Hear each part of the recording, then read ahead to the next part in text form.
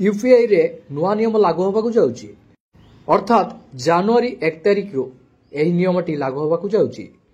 नुआ वर्षरु नुआ नियम यूपीआई पेमेंट उपरे जारी होबाकू जाउची। आपण माने समस्ते ऑनलाइन पेमेंट करुथबे यूपीआई जरिया रे, तेबे जानि रखंतु एही नुआ नियम विषय रे। एहा छडा चासी मानको पई मध्य नुआ वर्ष रे नुआ नियम लागू होबाकू जाउची। आ विषय रे मु संपूर्ण तथ्य जणेबी। ए गोटे वीडियो रे आपण दुईटी अपडेट जानिबाकू पाइबे। ता पूर्वरु आपण माने वीडियो को लाइक करी चैनल को सब्सक्राइब करनतिले चैनल को सब्सक्राइब करी पाखरे थिबा बेल आइकन को क्लिक कर दियंतु। सेति पई आपण वीडियोटी को स्किप न करी शेष पर्यंत देखंतु। फास्ट जानतु जेतेबेल आपण यूपीआई पेमेंट करूचंती तो कहा जरिया रे आपण माने करूचंती। आपणकर गूगल पे रहिछि, फोन पे रहिछि, तो आपणकर पेटीएम रहिछि। आरी माध्यम रे आपण माने ऑनलाइन पेमेंट करि पारंती। ए तो थिला आपणकर स्मार्टफोन लो माध्यम जहा कि आपण एही प्रक्रिया रे ऑनलाइन पेमेंट करि परिबे। यदि आपणक पाखरे कीपैड फोन रहिछि, से कीपैड फोन माध्यम रे आपण केमिति ऑनलाइन पेमेंट करि परिबे से विषय रे मु आपनको कहूछि।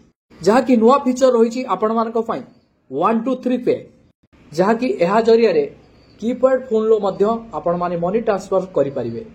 आपण माने ट्रांजैक्शन प्रत्येक दिन करूचंती, आपण माने किछि ना किछि मनी ट्रांजैक्शन करूचंती प्रत्येक दिन। तार ट्रांजैक्शन लिमिटेड थिला 5000 टका। वर्तमान आपणकर नुवा वर्ष पाखरु आपणकर ट्रांजैक्शन आपणकर रहि परिबो प्रत्येक दिन 10000 टका लेखे आपण ट्रांजैक्शन करि परिबे। आपण जो कीपैड फोन ले मनी ट्रांसफर करिवे कि आपणकर स्मार्टफोन नाही कीपैड फोन अछि, आपण से कीपैड फोन रे मनी ट्रांसफर करिवे। एहार प्रक्रिया सर्वप्रथमे रहिछि आपण को गोटे नंबर प्रोवाइड करा जिवो। सेही नंबर माध्यम रे आपण कॉल करिवे। सेही नंबर रे आपणकर जहा भी प्रोसेस रहिछि एटीएम कार्ड देई आपण सेटा प्रथमे एक्टिवेशन करिवे। तापरे आ गोटे नंबर रे आपण माने कॉल कले सेथिरे आपण को मिलि परिबो जोडा कि मनी ट्रांसफर करिया पई सुविधा सेही कॉल माध्यम रे मिलि परिबो। जेतेबेले आपण सेही नंबर टी कॉल करिवे सेही कॉल रो आपण मानकु ही ऑप्शन मिलि जिवो, जेमिति कि आपणकर मनी ट्रांसफर करिया पई 1 दबांतु, मनी ट्रांसफर न करिया पई 2 दबांतु, पूर्व स्थिति जांच करिया पई 3 टिपंतु। एही भली ऑप्शन आपण मानकु देखिबाकू मिलिबो। एही अपडेट टी जो मानक पाखरे कीपैड फोन रहिछि तो समानक पाखरे स्मार्टफोन नाही, सेमाने भी ऑनलाइन ट्रांजैक्शन करि परिबे नुवा वर्ष पाखरु जहार नाम रहिछि 1 2 3 पे। चलंतु ओडिसा रे कृषक भाई भौणी मानक पई कृषि संबंध रे कोन नुवा अपडेट होइछि से संबंध रे मु आपनकु जणाउछि।